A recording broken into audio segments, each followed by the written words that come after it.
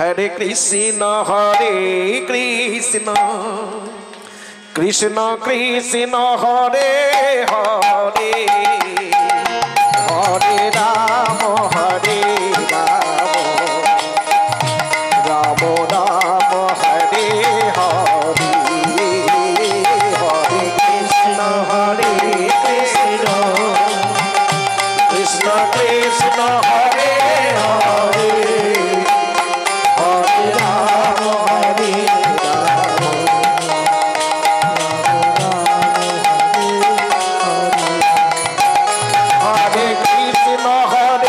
कृष्ण कृष्ण कृष्ण हरे हरे हरे राम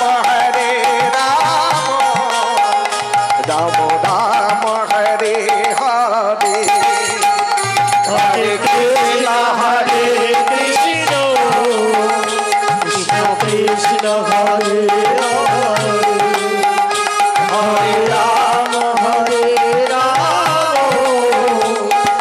राम हरे हरे हरे कृष्ण कृष्ण कृष्ण हरे हरे हरे राम राम राम हरे हरे हरे कृष्ण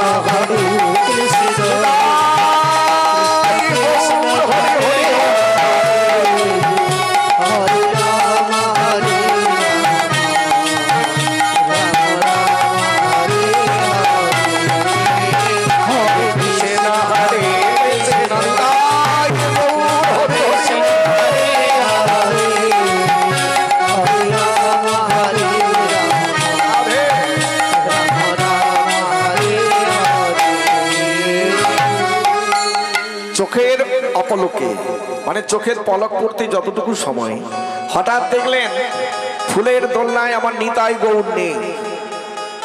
গুরুদেব গুরুদেব চলে আসুন গুরুদেব। গৌরীদাস পণ্ডিত এলো, কি হলো? তোমরা চিৎকার করে আমায় ডাকছো কেন প্রভু? গুরুদেব আমরা সবাই মিলে তো প্রভুকে দুলিয়েছিলাম নিতাই গৌরকে দোলনায়, কিন্তু নিতাই গৌর দোলনায় নেই।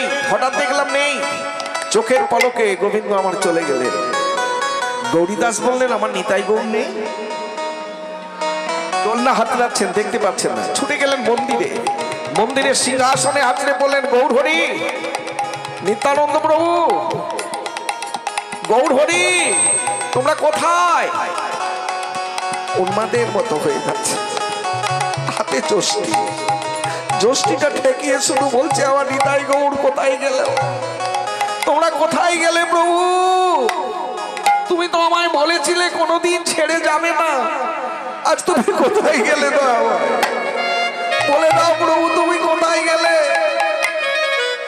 যষ্টিটা হাতে করে ঠুকতে ঠুকতে যাচ্ছে, অনতি দূরে দাঁড়িয়ে দেখলেন বহু ভক্তের সমাগম। মনে মনে করলো আরে আমার শিষ্য হৃদয়ানন্দ বহু ভক্তের সমাগম ঘটিয়েছে, এই ভক্ত সমাগমে আমার নিতাই গৌর লুকিয়ে আছে। গৌর হরি, নিত্যানন্দ প্রভু তুমি কোথায় লুকিয়ে আছো? এত ভক্ত সমাগমে আমি দেখতে পাচ্ছি না, তুমি কোথায়? বলো প্রভু তুমি কোথায়? হৃদয়ানন্দ বালুকার উপরে বসে আছে, দুটি নাক দিয়ে টপ টপ জল ঝরে পড়ছে। গুরুদেব অনতি দূর থেকে দর্শন করতে পেলেন তার শিষ্য হৃদয়ানন্দের হৃদয় দোলনায় নিতাই গৌর দোলা খাচ্ছে, নিতাই গৌর হৃদয় দোলনায় দুলছে, আর তার শিষ্য হৃদয়া চোখের জলে আমার নিতাই গৌরের সর্বাঙ্গ ভাসিয়ে দিয়েছে। অদূরে দর্শন করলেন গুরুদেব, দর্শন করে বলছে গৌর হরি প্রভু আজ দুটি ভাইয়ে আমার হৃদয়ানন্দের হৃদয় দোলনায় তুমি দোলা খাচ্ছ প্রভু, আমার হৃদয়ানন্দ চোখের জলে তোমার সর্বাঙ্গ ভাসাচ্ছে। অদূর থেকে ডেকে উঠলেন হৃদয়া, হাতে যষ্টি নিয়ে এগিয়ে যাচ্ছে ছুটতে ছুটতে, উন্মাদের মতো ছুটছে। হৃদয়ানন্দ দেখলেন আমার গুরুদেব যষ্টি নিয়ে আমায় প্রহার করবে এই মহোৎসবটা করার জন্য, তাই গুরুদেবকে দর্শন করে হৃদয় আনন্দ ছুটছে। গুরুদেব হৃদয়া,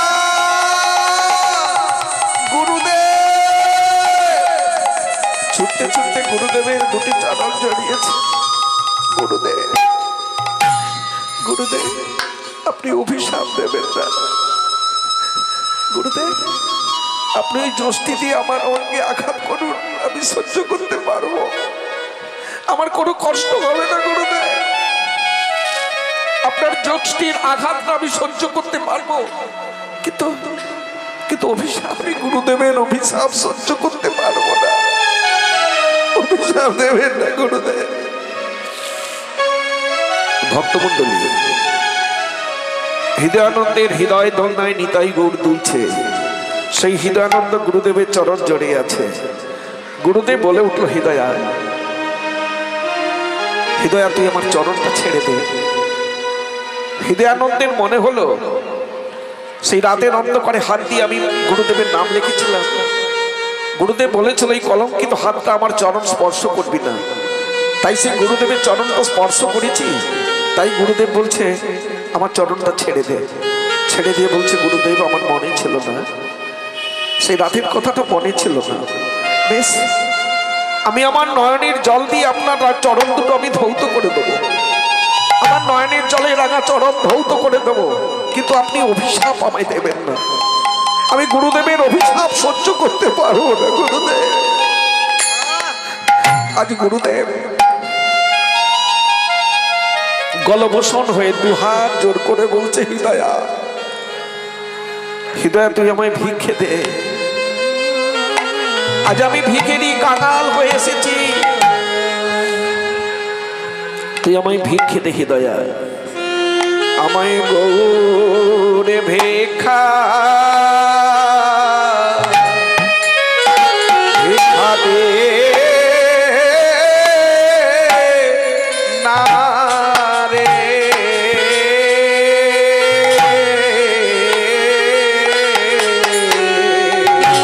আমায় গৌর ভিক্ষা ভিক্ষা দে না রে। আজ আমি গৌর ধনে, গৌর ধনের কাঙাল রে, আমায় গৌর ভিক্ষা ভিক্ষা দে না রে। আমি গৌর ধনে আমি কাঙাল রে। আমায় গৌর ভিক্ষা ভিক্ষা দে না রে। বলে আর দাঁড়ায়ে দাঁড়ায়ে থাকি সিনারে, আমায় গৌর ভিক্ষা দে না রে। বলে আর দাঁড়ায়ে থাকিস না রে। আমায় গৌর ভিক্ষা দে না রে। হৃদয়া, আজ আমি দুহাত পেতে তোর কাছে ভিক্ষা চাইছি বাবা। আজ আমি গৌর ধনের কাঙাল হয়ে আছি রে। তুই আমার নিতাই গৌরকে আমায় ভিক্ষে দে, আমায় ভিক্ষে দে। গুরুদেবকে দর্শন করেছে, তার হৃদয় মাঝে, হৃদয়ানন্দের হৃদয় মাঝে আমার নিতাই গৌর দুলছে, আর হৃদয়ানন্দ চোখের জলে আমার নিতাই গৌরকে ভাসাচ্ছে। দুহাত পেতে বলছে, আয় বাবা আমার বুকে আয়, আমার নিতাই গৌরকে নিয়ে চল। আজ থেকে তোর নাম হবে হৃদয় চৈতন্য। তুই হৃদয় মাঝে চৈতন্যকে দুলাতে পেরেছিস বাবা, আজ থেকে তোর নাম হলো হৃদয় চৈতন্য। হৃদয় গৌর হরি হরি। থাকিস না রে। রাধে গৌর ভিক্ষা আমার জয় রাধে। ভক্তমন্ডলী মাতৃবর্গ, সবাই আমরা বলি হরি নাম করব, একটু বয়স হোক, একটু বয়স হলে তুলসীর মালাও পরবো আর হরি নামও করবো। মানে আমরা কি বুঝতে পেরেছি যে কতদিন এই জগৎ মাঝে থাকবো? আমরা বুঝে ফেলেছি কতদিন এই জগৎ মাঝে থাকবো। 100 বছর থাকবো তো 80 বছর কেটে যাক না, 20টা বছর পরে নাম করবো। খুব মন দিয়ে শুনুন, বৃষ্টি হোক ওটা চিন্তা করতে হবে না। রাধে রাধে। শাস্ত্রে বললেন নলিনী দলবত জলমতি তরলং তদ্বৎ জীবনং অতিশয় চপল ক্ষণহীম সজ্জন সঙ্গতি রেখা ভবর্তি ভবার্ণবে তরণে নৌকা। পদ্মপত্রের জল অপেক্ষা মনুষ্য জনম। পদ্মপত্রের জল যেমন ঢল ঢল চলছে, ঢল ঢল করছে, কখন ঢলে পড়বে বলে দেওয়া যায় না। আমরা যে বলছি পরে করব, কিন্তু সেই পথটা আসার আগে যদি আমাদের চলে যেতে হয়, এত সুন্দর মানব জনম পেয়ে, বলার মতো জ্ঞান বিবেক বৈরাগ্য বদন পেয়ে হরিভজন হলো না, যমের কাছে যেতে হবে, তাহলে ভগবানের চরণ পাওয়া হলো না। তাই শাস্ত্র বললেন বিষয় মদে মত্ত হইয়া যেটুকু সময় নষ্ট হওয়ার হইয়া গিয়াছে, বর্তমান যেটুকু সময় রহিয়াছে ওইটুকু সময় ভগবত আরাধনায় নিযুক্ত হইয়া নিজ সাধন পথ সঞ্চয় করিয়া দাও। নচেৎ সাধন বিহীন পথিকের ন্যায় ভব নদীর তীরে বসে আমাদের কাঁদতে হবে, সেদিন আর কুল খুঁজে পাওয়া যাবে না।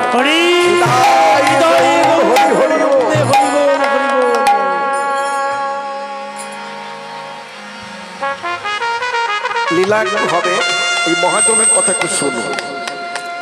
নাম বাসুদেব বিপ্র, ব্রাহ্মণ, যাজন যোজন করে সংসার চলে। একটি বন্ধুত্ব হয়েছিল মাইশ্য পরিবারের একটি সন্তানের সঙ্গে, খুব বন্ধুত্ব, একসঙ্গে খুব মেলামেশা। সবাই বলে কোন জন্মে তোরা দুটি ভাই ছিলি, বিবাহ করলেন, সন্তান সন্ততি হয়েছে, তারা রুজি রোজগার করতে পারলো।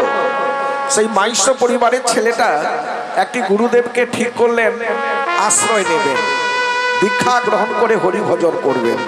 বন্ধুর কাছে যাচ্ছে, বন্ধু বন্ধু রে শোন, আমরা এক গুরুদেব পেয়েছি বহু কষ্টে, আমরা চল দুটি বন্ধু মিলে সেই গুরুচরণ আশ্রয় করে শেষ জীবনটা একটু ভজন করব। ছেলেরা বড় হয়েছে, রুজি রোজগার করতে পারছে, আর কেন ওই মায়ের সংসারে পড়ে থাকি, চল। বন্ধু বলে উঠলো ভালো করেছিস ভাই, চল আমরা দু বন্ধু একটু শেষ বয়সে একটু কৃষ্ণ ভজন করব। ব্রাহ্মণের 3টি ছেলে, উপযুক্ত ছেলে বলে উঠলো বাবা প্রয়োজন নেই, আমরা ব্রাহ্মণ বর্ণের শ্রেষ্ঠ, আমাদের প্রয়োজন নেই। কাকু তুমি মাইশ্য দে, তোমার প্রয়োজন আছে, তুমি আশ্রয় করে ভজন করো। আমার বাবা ব্রাহ্মণ, তুমি যেমন পূজা আর্চা করে রুজি রোজগার করছো তেমনি করে যাও। রাধে রাধে। বাধা ছোট্ট করে বাধার সৃষ্টি হলো। স্ত্রী চিন্তা করলো বন্ধু চাচ্ছে, একে তো আটকাতে হবে, না হলে তো পারা যাবে না, রুজি চলে যাবে। ঠিক পরদিন সন্ধেবেলা ওই চোখ ঘষতে ঘষতে কাঁদতে কাঁদতে আসছে, বলে কি হলো তোমার, কি হলো, কাঁদছো কেন? বলছে আমি আমার মনের বাসনা তুমি একটু পূর্ণ করে দেবে। বলছে কি বাসনা বলো, আমার সাধ্যে কুলোলে পূর্ণ করবো, সাধ্যে না কুলোলে পারবো না। বলছে না না কুলোবে, তুমি আগে হাতটা আমার মাথায় দাও। আরে তুমি কি বলবে, হাত কেন দিতে হবে বলো না। বলছে আগে হাতটা দাও। হাতটা নিয়ে মাথায় নিয়ে বলছে তুমি আমায় কথা দাও কোনোদিন ছেড়ে যাবে না। প্রথম আমার মনের বাসনা আছে, বাসনাটা তুমি পূর্ণ করে দেবে, আমায় কথা দাও। কি বাসনা? আমি তোমার কোলে মাথা দিয়ে শেষ নিঃশ্বাস পরিত্যাগ করতে চাই, কোনোদিন যেন তুমি আমায় ছেড়ে যাবে না, মানে ঘরে বেঁধে রাখতে চাচ্ছি। ব্যাস, আবার সেই মায়া। বন্ধু যখনই বলে, বাসুদেব বিপ্র বলে উঠে বন্ধু যা, তুই ভালো করেছিস, ভজন পথে যা, আমি যাবো, একটু সময় দে। আমার মনটা চলেছে কৃষ্ণ ভজনে, কিন্তু মায়ার সংসারে আমি বাধা হয়ে আছি, দেহটা বাধা। একদিন আমি মায়ের সংসারটা কাটিয়ে ওকে বুঝিয়ে কৃষ্ণ ভজন করবো। ভালো পথ বেছে নিয়েছিস। আশ্রয় করিয়া ভজে তারে কৃষ্ণ নাহি তজে, আর সব মরে অকারণ। ওরে আমার অবোধ মন, করবি যদি হরির সাধন, দৃঢ় করি ধর গুরু পায়। এখানটা মারিয়ে দাও। রাধে রাধে। ঠিক আছে, শোনো। সেই যে বাধার সৃষ্টি হলো, বন্ধু যতবারই যায় ততবারই বলে তুই কর বন্ধু, আমার মনটা চলে গেছে। দেহটা যে মায়ার বন্ধনে বাধা, মায়ার বন্ধনটা আমি যেদিন কাটাতে পারবো সেদিন ছুটে যাব কৃষ্ণ ভজনে। শ্রেষ্ঠ পথ বেছে নিয়েছিস, মনুষ্য জন্মের শ্রেষ্ঠ পথ কৃষ্ণ ভজন বেছে নিয়েছিস। আমি যাব। বন্ধু রাগ হলো, আমি আর আসবো না, আমি একটা অন্য পথ ধরে নিয়েছি, আমি থাকলাম। বন্ধু তুই তোর পথ ধরেই পড়ে থাক, মায়ের সংসারটাকে আগলে পড়ে থাক, আমি আর আসবো না। বন্ধু রাগ হলো, সেদিন থেকে আর আসছে না। একদিন সেই বাসুদেব বিপ্রের অঙ্গে গলিত কুষ্ঠ ব্যাধি এলো, রক্তপুঞ্জ ঝরতে লাগলো, পচা দুর্গন্ধ উঠতে লাগলো, পোকা পড়তে লাগলো। এবারে মা ছেলেদের দিকে তাকায়, তিনটে ছেলে উপযুক্ত, আর ছেলে মায়ের দিকে তাকায়। ছেলে ভাবছে মা একবার খালি বলে দিক না, ব্যবস্থাটা হয়ে যাবে। মা ভাবছে ছেলে না বললে ব্যবস্থা হবে। হ্যাঁ ঠিক, ছেলে ভাবছে মা বললে হবে, আর মা ভাবছে ছেলেরা বললে ব্যবস্থা হয়ে যাবে। আচ্ছা বসুন না, কিছু হবে, বসুন। আস্তে আস্তে ঠিক এমনি করতে করতে স্ত্রী একবার চিৎকার করে বলে উঠলো, বড় খোকা, মেজ খোকা, ছোট খোকা, আচ্ছা তোরা দেখতে পাস না তোর বাবার অঙ্গে পুঁজ হচ্ছে, পচা দুর্গন্ধ, পোকা কিলবিল করছে। বলে মা গো বলো না কি করতে হবে, এতদিন তো তোমার মুখের দিকে তাকিয়েছিলাম, কবে তুমি এই কথাটা বলবে। বলে শোনো, ওই বাড়ির পেছনে বনের ধারে, বাড়ির পেছনে বনের ধারে পুকুর পাড়ে একটা ছোট্ট তালপাতার কুটির বানিয়ে দাও, আজ থেকে নিয়ে গিয়ে তোমার বাবাকে ওইখানে ভরে দাও। ছোট্ট তালপাতার কুটির সঙ্গে সঙ্গে তিনটি ছেলে বানিয়ে বাবার হাত ধরে নিয়ে যাচ্ছে, একটা থলে চট পেতে দিয়ে বলছে, বাবা আজ থেকে তোমার ঘরটা এইখানে, তোমার বিছানায় ছেঁড়া চট। দুটি মালসা নিয়ে বসিয়ে দিয়েছে। স্ত্রী সারাদিনে একবার যায়, নাকে কাপড়টা ঢেকে নিয়ে দূর থেকে মালসা লক্ষ্য করে অন্ন ব্যঞ্জন ছুঁড়ে দেয়। কখনো মালসায় কিছু পড়ে, কিছু মাটিতে পড়ে যায়, সেই মাটি থেকে কুড়িয়ে কুড়িয়ে সেবা নিতে হয়, নাহলে যে ক্ষুধা তৃষ্ণায় মৃত্যুবরণ হবে। অদূর থেকে জলটা ছুঁড়ে দেয়, কখনো মালসায় কিছুটা পড়ে, কিছু জল মাটিতে চলে যায়। মাটিতে শোষে নেওয়ার আগে সেই জলটাকে মুখ ঠেকিয়ে মাটির সঙ্গে যুদ্ধ করে সেবা করতে হয়। মনে মনে করছি, হাইরে সংসার, হাইরে সংসার, দেখো আমার গতি কি হলো। যে স্ত্রী বলেছিল আমার কোলে মাথা দিয়ে মৃত্যুবরণ করবে, দূর থেকে অন্নটা ছুঁড়ে দিয়ে চলে যায়, একবার সম্মুখে দাঁড়িয়ে বলে না, ওগো তুমি কেমন আছো। তিনটি উপযুক্ত সন্তান একবার আমার সম্মুখে দাঁড়িয়ে বলে না, বাবা তুমি কেমন আছো। কেউ বলে না।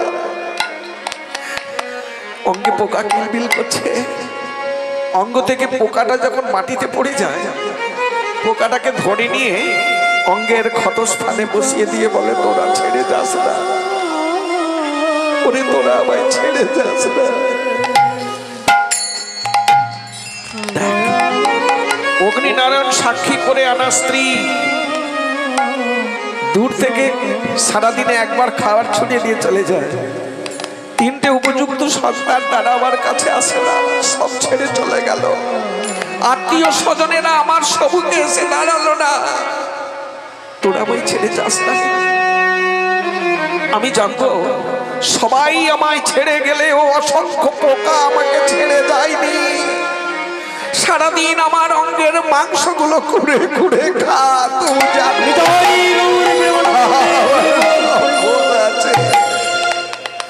অশেষ সফল আছে। বন্ধু খবর পেয়ে ছুটে এলো, বৌদি দাদা কোথায়? কথা বলতে পারে না, মুখ বাঁকিয়ে দেখে, মানে ওদিকে বলে মুখ বাঁকাচ্ছ কেন? বা শোনো না, তোমার দাদার গায়ে পুজ হচ্ছে, পচা দুর্গন্ধ, পোকা পড়েছে, ঘরে থাকবে এক ঘরে, এখানে খোঁজ করছো, যাও না পেছন দিয়ে পুকুর পাড়ে, তালপাতার কুড়ে ওখানে আছে। যখন সে পুকুর পাড়ের দিকে যাচ্ছে, একটা শুধু শব্দ বেরিয়ে আসছে, আহ উফ, গোবিন্দকে ডাকে না। ওই শব্দের সঙ্গে যদি হে গোবিন্দ, হে করুণা হয়, হে গৌর হরি বলে ডাকতে পারে,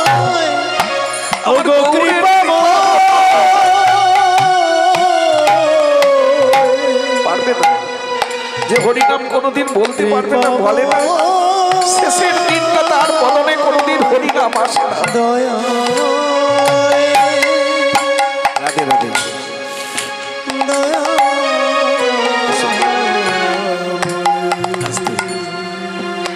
বন্ধু শ্রবণ করে কাছে গিয়ে দাঁড়ালো, বন্ধুকে দর্শন করে কাছে, বন্ধুরে এসেছি। বন্ধু বিপদের দিনে বন্ধু মুখ ফুরিয়ে চলে যায়, যে বিপদের দিনে সম্মুখে দাঁড়ায় সেই প্রকৃত বন্ধু। বন্ধু বলে উঠলো, বন্ধুরে আমি দূর থেকে তোর সেই যন্ত্রণার চিৎকারটা শুনতে পেয়েছি, আহ উহ করে চিৎকার করছিস। জানিস বন্ধু, যখন অঙ্গে যন্ত্রণা আসবে, কষ্ট আসবে, ওই উহ আহ করে চিৎকার না করে হা গৌর হা কৃষ্ণ বলে কার, হা গৌর হা কৃষ্ণ বলে কার। আমার প্রেমের ঠাকুর গৌর হরি কৃপা করলে ও করতে পারে, তাই আমি গাইব, আমি হা গৌর করে ডাকবো, হা কৃষ্ণ বলে ডাকবো। বন্ধু বন্ধু দেখর, আবার আমি আসবো। চলে গেলে রাধে রাধে। কিছুদিন পরে অনতি দূরে একটি ছোট্ট পথ ধরে গ্রামের ভক্তরা যাচ্ছে গৌরের গুণকীর্তন গাইতে গাইতে, গৌরের নাম গাইতে গাইতে চলছে, বদনে বলছে, মনে রে কহনা গৌর কথা, কহনা গৌর কথা, কহনা গৌর কথা, কহনা গৌর কথা, মনে কহনা গৌর কথা, কহনা গৌর কথা, মনে কহনা গৌর কথা, কহনা গৌর কথা। গৌরের নাম অমিয়ার ধাম, গৌরের নাম অমিয়ার ধাম, প্রীতি মোরতে দাদা, প্রীতি মোরতে দাদা। গৌরের নাম অমিয়ার ধাম, গৌরের নাম অমিয়ার ধাম, প্রীতি মোরতে দাদা, প্রীতি মোরতে দাদা।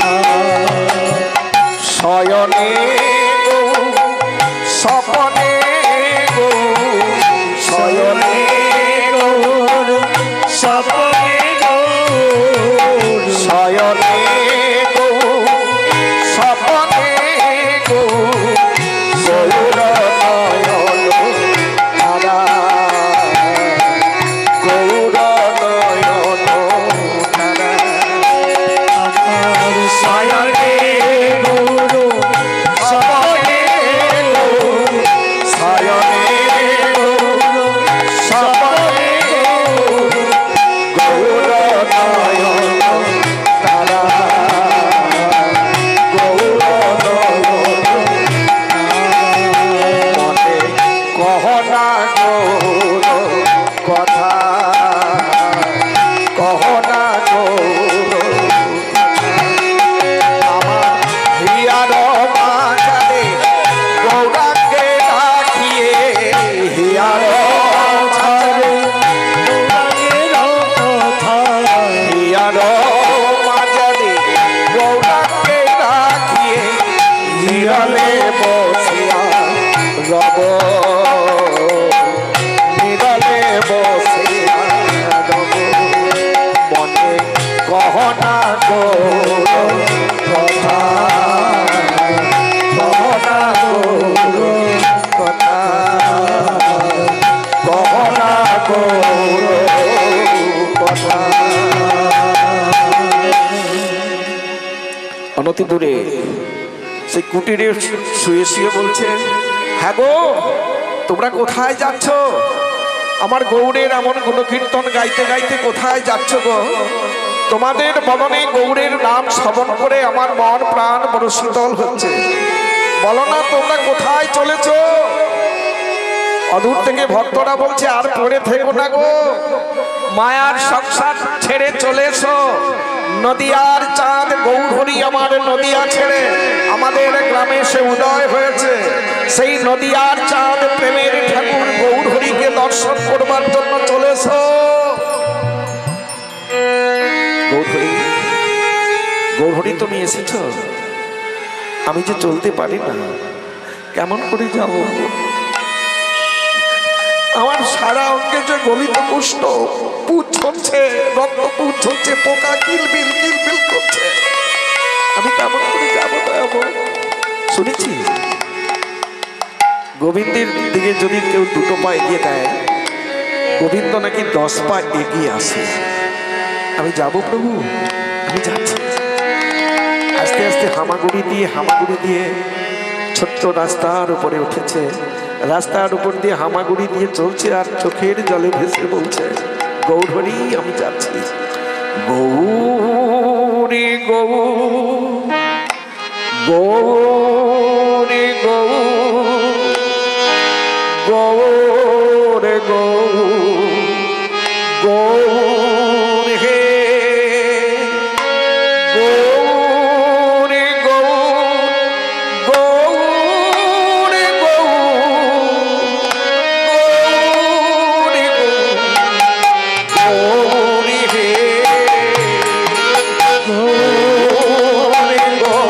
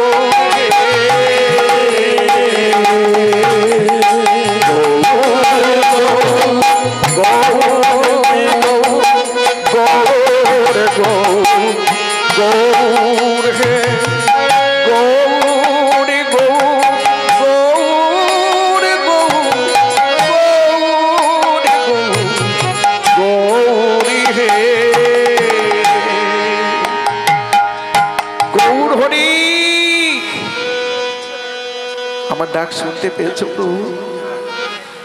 আমার ডাক শুনতে পেয়েছ?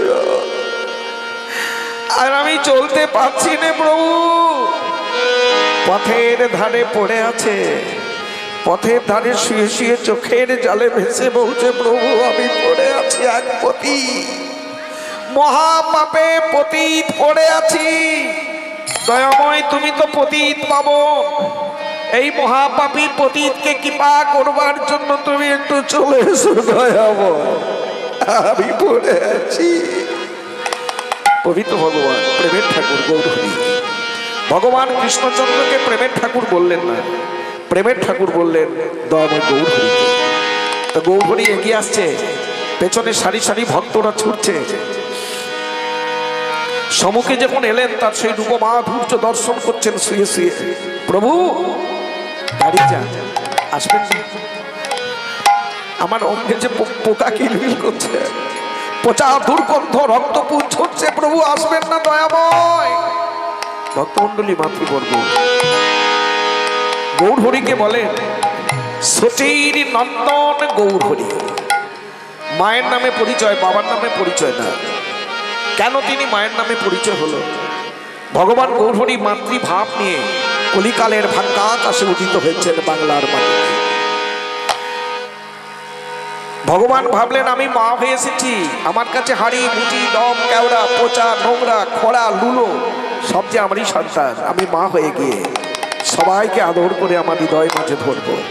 ভক্তমণ্ডলী মাতৃবর্গ, কোন মায়ের দুটো সন্তান, একটা খুব সবল ভালো সুন্দর, আর একটি সন্তান খোড়া ল্যাংড়া ঠুটো। তো সেই খোড়া প্রতিবন্ধী সন্তানটা যখন পায়খানা পেচ্ছাপ করে অঙ্গে মেখে ফেলে, বাবা দেখবেন ছাচ্ছে করে পালাবে, নাক ছিটকে পালাবে, কিন্তু মা পারে না।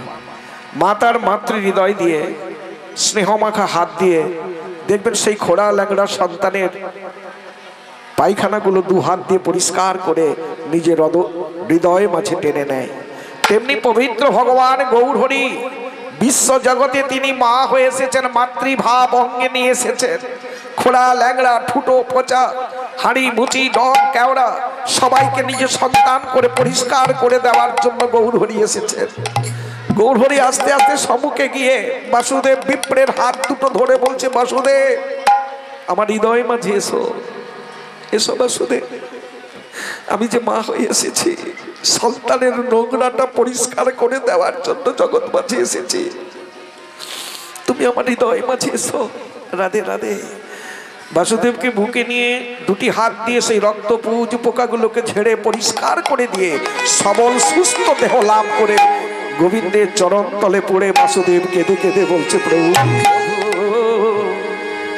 তোমার চরণে ছাড়া আরে কিছু নাই কামনীয়, প্রভু আর কিছু নাই কামনীয়,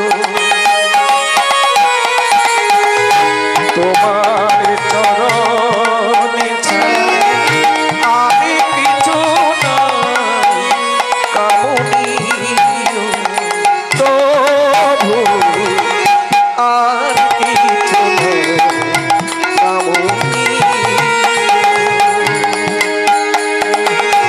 যত দূরে চলে যাই দূরে থেকে কাছে টেনে নিও,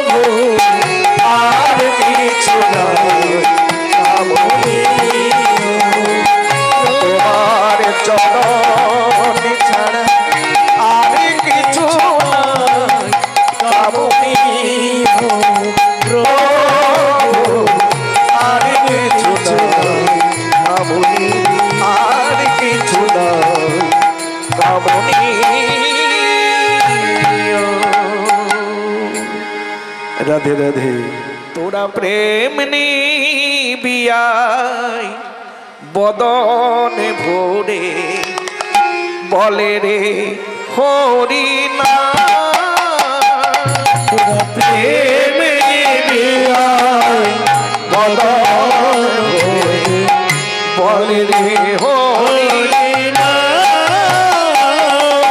তোরা প্রেম নিবিয়াই বদনে ভরে বলে রে হরি না। আমার নিতাই ডাকে আয় ছুটে আয়, গৌর ডাকে আয়। আমার নিতাই ডাকে আয় আয় প্রাণ গৌর ডাকে আমার নিতাই ডাকে আয় ছুটে আয়, গৌর ডাকে আয়। আমার নিতাই ডাকে আয় আয় প্রাণ গৌর ডাকে আয়। তোরা প্রেম নিবিয়াই বদনে বলে রে হরি নাম। তোরা প্রেম নিবিয়াই বদনে ভরে আয় রে ছুটে। দেখো ঢেউ আসিয়া কুল ভাঙিয়া লাগলো তোরার গায়ে। ঢেউ আসিয়া কুল ভাঙিয়া লাগলো তোরার গায়ে। ঢেউ আসিয়া কুল ভাঙিয়া লাগলো তোরার গায়ে। ঢেউ আসিয়া কুল ভাঙিয়া লাগলো তোরার গায়ে। তোরা প্রেম নিবিয়াই বদনে ভরে বলে রে হরি নাম। তোরা প্রেম নিবিয়াই বদনে বলে যে হরি নাম। দেখো শান্তিপুরার ডুবু ডুবু নদে ভেসে যায়। শান্তিপুর ডুব ডুব নদী ভেসে যায়। দেখো শান্তিপুরার ডুবু ডুবু নদে ভেসে যায়। আমার শান্তিপুর ডুব ডুব নদী ভেসে যায়। তোরা প্রেম নিবিয়াই বদনে ভরে বলে রে হরি নাম।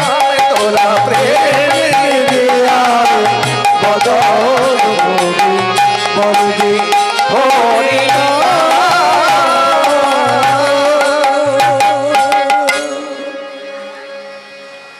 চলুন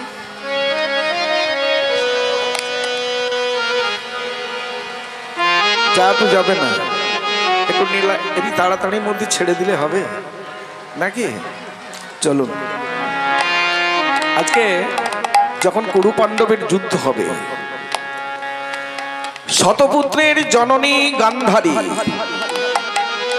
শতপুত্রের জননী গান্ধারী একটি কন্যা ছিল। কন্যার নাম ছিল দুঃসলা, জামাইবাবুর নাম ছিল জয়দ্রত। শতপুত্রের জননী গান্ধারী, যুদ্ধ হবে, কুরু পাণ্ডবের যুদ্ধ হবে। ভগবান কৃষ্ণ একদিন দুর্যোধনকে বলে উঠল, দুর্যোধন, ওরা তো মাত্র 5টা ভাই, মারামারি লাঠালাঠি করে লাভ নেই। তুমি 5টা গ্রাম দিয়ে দাও, দিয়ে দিলে কোনো যুদ্ধ হবে না, মীমাংসা হয়ে যাবে, কোনো লাঠালাঠি না। আত্মীয় স্বজনের অকালে মৃত্যু হবে, ওটা কি দরকার? দুর্যোধন গেলেন অন্ধ ধৃতরাষ্ট্রের কাছে, তিনি জন্মান্ধ। বাবা বাবা কি হয়েছে? বাবা কৃষ্ণ বলেছেন ওরা পাঁচটা ভাইকে 5টা গ্রাম দিয়ে দিলে আর যুদ্ধটা হবে না, অবক্ষয় হবে না। তিনি তো অন্ধ, চিৎকার করে বললেন, ওরে কাপুরুষ, ওই গোয়ালার ছেলে কৃষ্ণ বলেছে 5টা গ্রাম দিতে। শোন, তোরা 100টা ভাই বীর, ওরা 5টা ভাই। তোদের দলে আছে দ্রোণ, দ্রোণাচার্য, ভীষ্ম। গৌর প্রেমানন্দে হরি বল হরি বল। অন্ধ ধৃতরাষ্ট্র ভগবান কৃষ্ণচন্দ্রকে তিনি দেখেন না। দুর্যোধনকে বললে, ওরে কাপুরুষ, তোদের দলে আছে দ্রোণ, দ্রোণাচার্য, ভীষ্ম, কর্ণ, কত রথী মহারথী। আর ওদের 5টা ভাই দলে আছে কে? গোয়ালার ছেলে, মাঠে মাঠে গরু চড়া রাখাল ছেলে। সেই রাখাল ছেলে কৃষ্ণ বলে দিয়েছে যুদ্ধ। শোন, এই সে রাখাল ছেলেকে চিৎকার করে বলে দে, বিনা যুদ্ধে নাহি দেব সুচাগ্রামে তিনি। আমরা সবাই জানতাম দুর্যোধন বলেছিলেন, কিন্তু কথাটা কার? কথাটা অন্ধ ধৃতরাষ্ট্রের কথা। দুর্যোধন বললেন, বিনা যুদ্ধে নাহি দেব সুচাগ্রামে তিনি।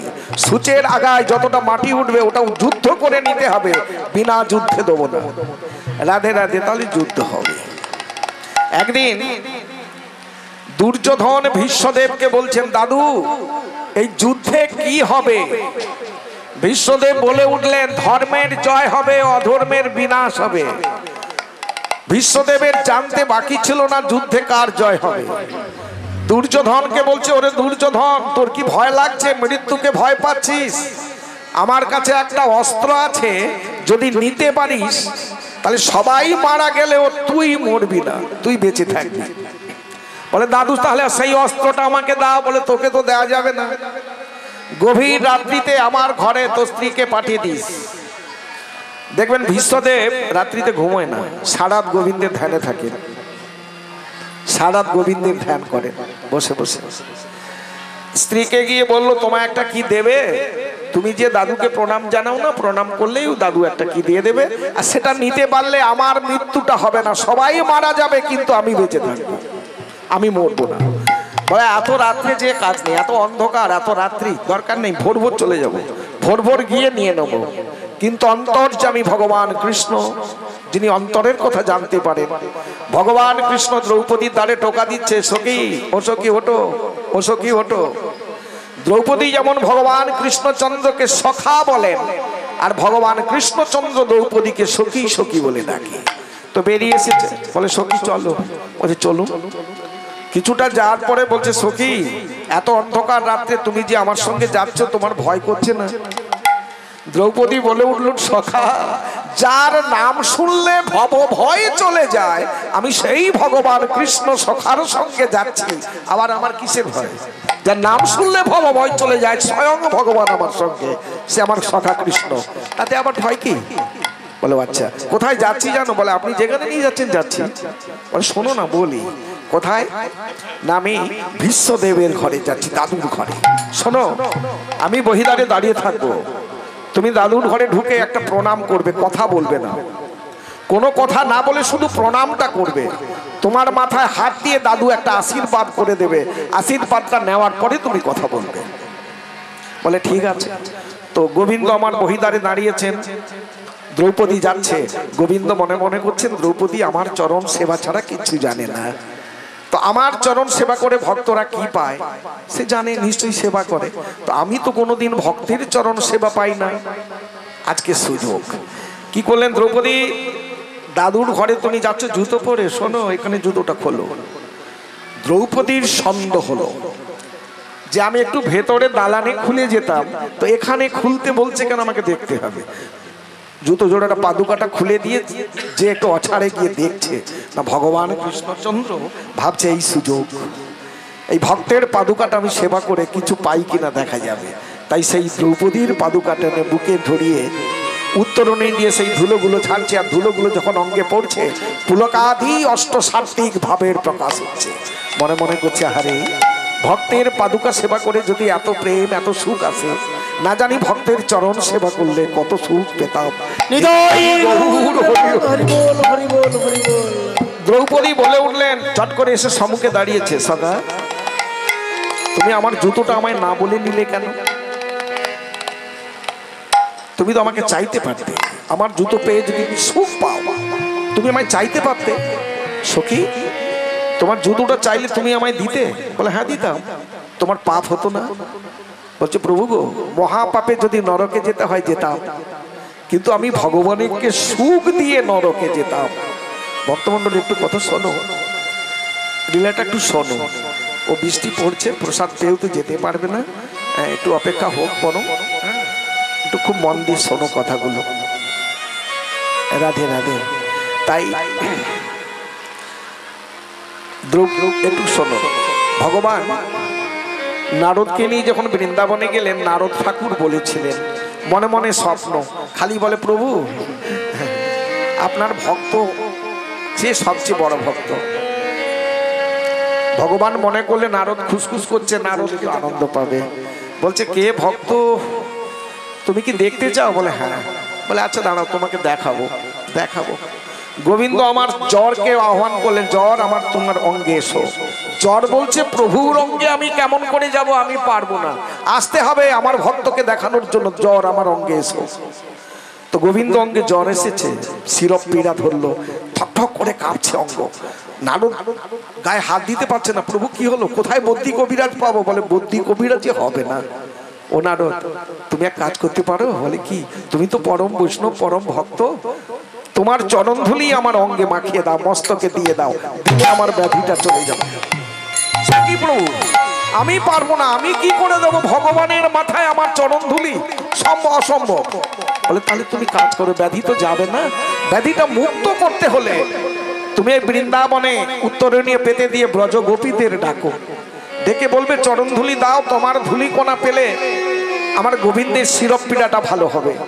উত্তরণে পেতে দিয়ে বলছে এই যে ব্রজবাসী ব্রজগোপী তোমরা দাও চরণধুলি দাও, তোমাদের চরণধুলি পেলে আমার গোবিন্দ সুস্থ হবে, গোবিন্দ শিরপ পীড়াতে ভুগছে। গোপীরা ছুটে এলো, ছুটে এসে সেই চরণ ধুলি ছেড়ে দিচ্ছে।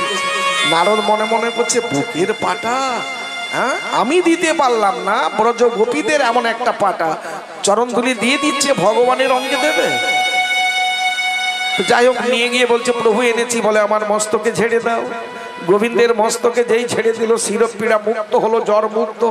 চমকে উঠলেন, বলছে প্রভু এই যে গোপীরা চরণ ধুলি দিল, ওদের পাপ হলো না? বলে ওকে জিজ্ঞেস করো না যে ওদের পাপ হবে। বলছে না জিজ্ঞেস করা হয় না, তাহলে গিয়ে জিজ্ঞেস করো। গিয়ে বলছে গোপী সব চলে এসো, প্রভুর জ্বরের ব্যাধিটা গেছে, কিন্তু তোমরা যে চরণ ধুলি ছট করে দিয়ে দিলে, পাপ হলো না? গোপীগণ বলছে হোক না, হোক পাপ, আমরা যে ভগবানকে সুখী করতে চাই, ভগবান কষ্ট পাচ্ছে, আমার চরণধুলি পেয়ে যদি গোবিন্দ সুস্থ হয়, মহাপাপে যদি নরকে যেতে হয় যাব, আমাদের অসুবিধে নেই, কিন্তু আমার গোবিন্দকে সুখ দিতে পেরেছি। আমার গোবিন্দ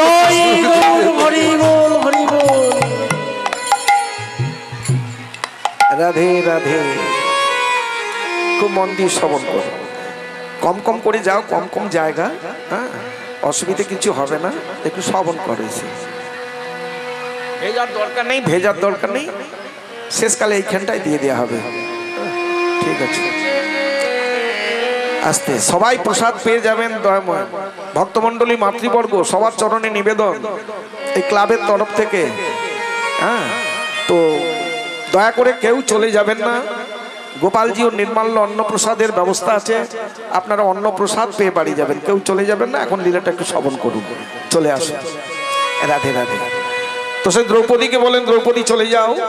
দ্রৌপদী গিয়ে চরণে দণ্ডবোধ করলেন, মাথাটা হাত দিয়ে আশীর্বাদ করলেন, বিশ্বদেব আয়ুষ্মতী হও, তোর স্মৃতির সিঁদুর উজ্জ্বল থাকবে দাদু।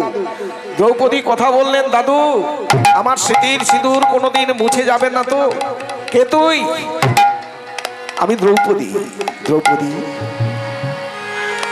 তুমি জানলে কি করে? আমি তো দুর্যোধনকে বলেছিলাম তার স্ত্রীকে পাঠিয়ে দেবে, তুমি জানলে কি করে? বা এত রাত্রিতে এত অন্ধকারে তুমি এত পথ কি করে এলে? একজন আমাকে সঙ্গে করে এনেছে। বিশ্বদেবের মনে হলো যিনি সঙ্গে করে এনেছেন তিনি কোথায়? বিশ্বদেব বুঝতে পারলো কে সঙ্গে করে আনতে পারে। আপনার বহিদারে দাঁড়িয়ে বিশ্বদেব এসে চরণ তলে পড়ে বলেছিল, ওগো ভগবান সেই এলে এত দূরে দাঁড়িয়ে থাকলে কেন? কেন আমার অন্তর্মহলে একবার প্রবেশ করলেন না? রাধে রাধে। প্রচুর মেঘ আছে, ছটফট করার দরকার নেই, একটু বসো, লীলাটা চালিয়ে যাবো। একটু মন দিয়ে শ্রবণ করুন। ভালো লাগছে কি? রাধে রাধে, ভালো লাগছে? হৃদয় গৌর হরি বল হরি বল।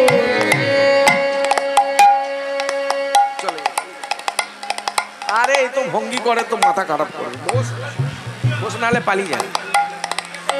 রাধে রাধে, জয় রাধে, জয় রাধে। শোনো কথাটা। বিশ্বদেব চরণ তলে পড়ে বলছে, প্রভু সেই তো এলে, কেন অন্তর্মহলে একবার প্রবেশ করলেন না? ভগবান কৃষ্ণ বললেন, অন্তর্মহলে গেলে কি হতো? বিশ্বদেব বলছে, প্রভু গো, আপনার চরণ ধুলি আমার অন্তর্মহলে পড়তো, ধুলি কলাগুলো উড়ে উড়িয়ে যখন আমার অঙ্গে লাগতো, আমার জীবন ধন্য হতো, পবিত্র থেকে পবিত্রতর হতো এই বিশ্বদেবের অঙ্গ। চরণ জড়িয়ে কাঁদছে। ভগবান কৃষ্ণ বললে, দাদু আমি যেই পক্ষে যাই না কেন, কোন পক্ষে আমি কিন্তু অস্ত্র ধরবো না। বিশ্বদেব ওইখানে পণ করেছিলেন, ওগো ভগবান, আমি জানি আপনি কোন পক্ষে যাবেন, আপনি ধর্মের পক্ষে যাবেন। শোনো প্রভু, ওগো ভগবান, ওই রণক্ষেত্রের রণাঙ্গনে আমি বিশ্বদেব আপনাকে অস্ত্র ধারণ করাবো।